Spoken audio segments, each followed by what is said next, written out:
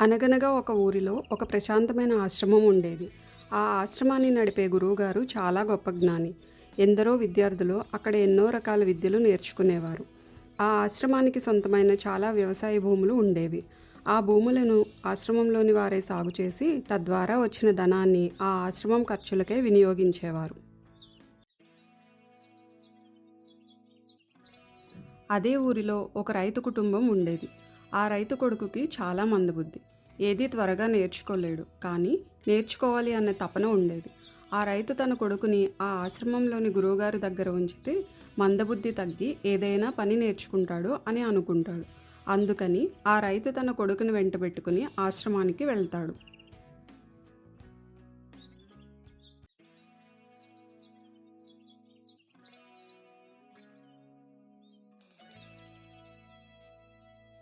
నమస్కారం గురువుగారు. నమస్కారం నాయన. ఏమిటి ఇలా వచ్చావు? ఏమిటి విషయం? గురువుగారు, వీడు నా కొడుకు భద్రుడు. చాలా మందబుద్ధి కలవాడు. ఏది ఓ పట్టాన నేర్చుకోలేడు. మీ దగ్గర ఉంచితే ఏదో ఒక పని నేర్చుకొని ఒక దారిలో పడతాడేమో అని తీసుకువచ్చాను. అలాగే నాయన, నా వంతు ప్రయత్నం నేను చేస్తాను. ఆ పైన భగవంతుడి దయ. ఇక్కడే ఉంచి వెళ్ళు. అంతా రామార్పణం. నాయన, ఇక్కడ నువ్వు నీకు నచ్చిన ఏ పనైనా నేర్చుకోవచ్చు. అలాగే గురువుగారు. రామార్పణం.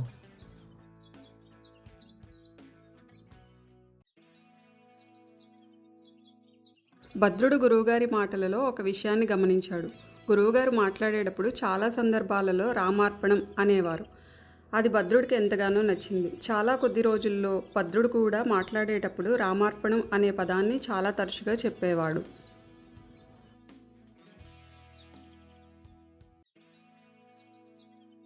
ఆ తర్వాత కొద్ది రోజులకి పొలానికి కాపులాగా ఉండే వ్యక్తి గురువుగారి దగ్గరికి వచ్చాడు.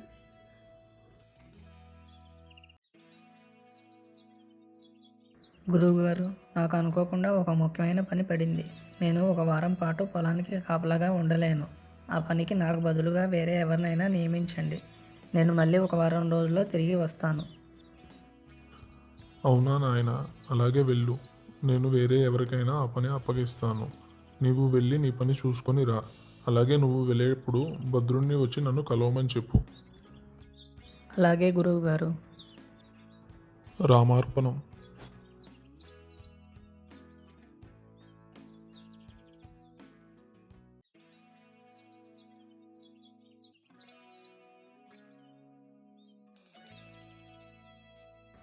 భద్ర, నిన్ను గురువుగారు పిలుస్తున్నారు. ఒకసారి త్వరగా వెళ్ళి కలువు. అలాగే అండి, ఇప్పుడే వెళ్తాను. రామార్పణం.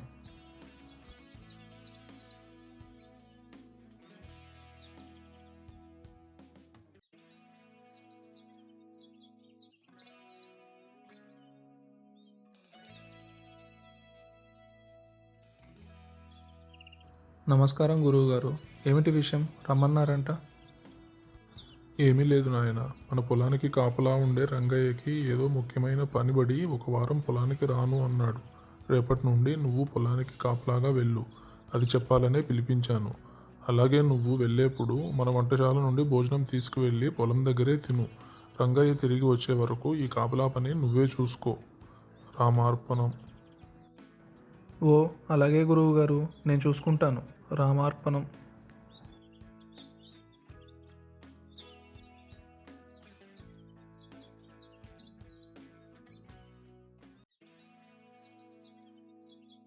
భద్రుడు అలా రామార్పణం అనగానే గురువుగారికి చాలా సంతోషంగా అనిపించింది. అలా నిత్యం దైవనామస్మరణ చేయటం చాలా మంచి విషయం అని సంతోషించారు.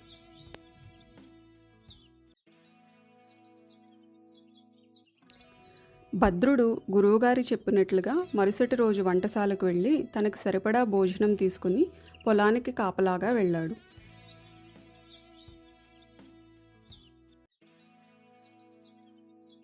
భద్రుడు పొలం నుండి సాయంకాలానికి ఆశ్రమానికి చేరుకుని వంటశాలకు వెళ్ళాడు.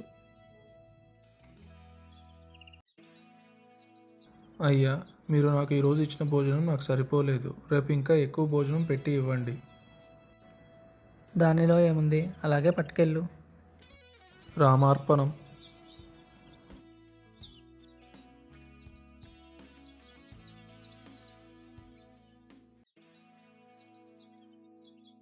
భద్రుడు రెండవ రోజు మొదటి రోజు కంటే ఎక్కువ భోజనం తీసుకుని పొలానికి వెళ్ళి సాయంకాలానికి తిరిగి వచ్చాడు. రాగానే భద్రుడు వంటశాలకు వెళ్ళాడు.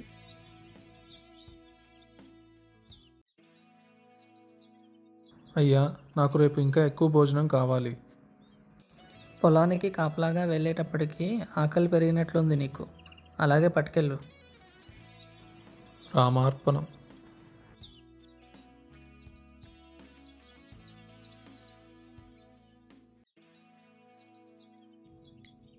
భద్రుడు మూడవ రోజు ఇంకా ఎక్కువ భోజనం తీసుకుని పొలానికి వెళ్ళాడు. భద్రుడు సాయంకాలానికి తిరిగి వచ్చి మళ్ళీ వంటశాలకు వెళ్ళాడు.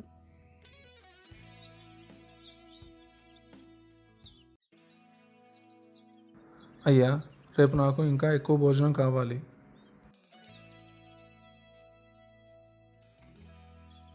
అది కడుపా ఇంకేమన్నా? ఒక పూటకి ఎంత తింటావు నువ్వు? ఆగు, నీ విషయం ఇప్పుడే గురువు గారికి చెప్తాను.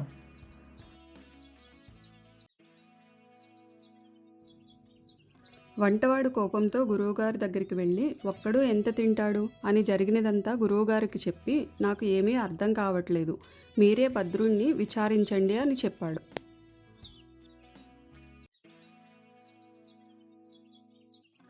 భద్ర, ఏమిటి ఇదంతా? ఏం జరుగుతోంది? నీవు ఒక్కడివే ఇంత తింటున్నావా? అయ్యో గురుదేవా, నేను 3 రోజులుగా గుప్పుడు అన్నం కూడా తినలేదు. మరి తీసుకెళ్ళిన భోజనమంతా ఏం చేస్తున్నావు?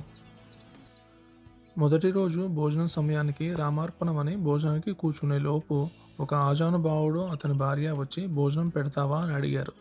సరే అని మొత్తం వారికే పెట్టాను. ఆయన భోజనం చాలా బాగుంది, రేపు మళ్ళీ వస్తా అని చెప్పారు. అందుకే నేను రెండో రోజు ఎక్కువ భోజనం తీసుకుని వెళ్ళాను. కానీ ఆయన తన 3 తమ్ముళ్ళతో కలిసి వచ్చారు. భోజనం అంతా వారికే సరిపోయింది. వారు మళ్ళీ రేపు వస్తామని చెప్పి వెళ్ళారు. మూడో రోజు నేను ఇంకా ఎక్కువ భోజనం తీసుకుని వెళ్ళాను. వారు 5గురు కాకుండా వారి బంటు ఒకరిని తీసుకొని వచ్చారు. ఆయన అందరికంటే బలంగాను చాలా ఎత్తుగాను ఉన్నారు. వారు రేపు మళ్ళీ వస్తామని, ఈసారి మా పరివారాన్ని తీసుకొని వస్తామని చెప్పారు. ఇందులో విచిత్రమైన విషయం ఏమిటంటే గురుదేవ, వారు భోజనం చేస్తే నాకు చాలా సంతోషంగా అనిపిస్తోంది. నాకు అసలు ఆకలే వేయటం లేదు.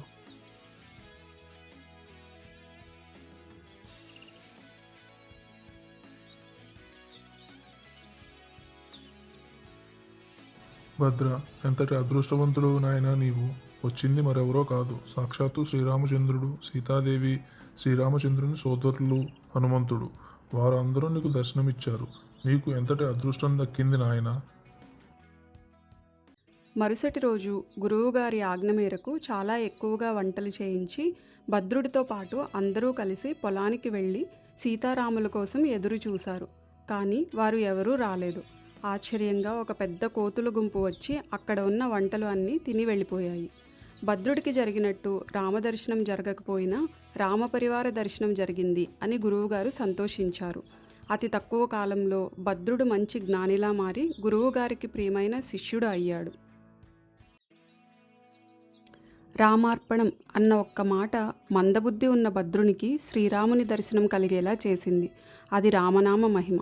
నిత్యం దైవనామ స్మరణ చాలా మంచిది. జై శ్రీరామ్.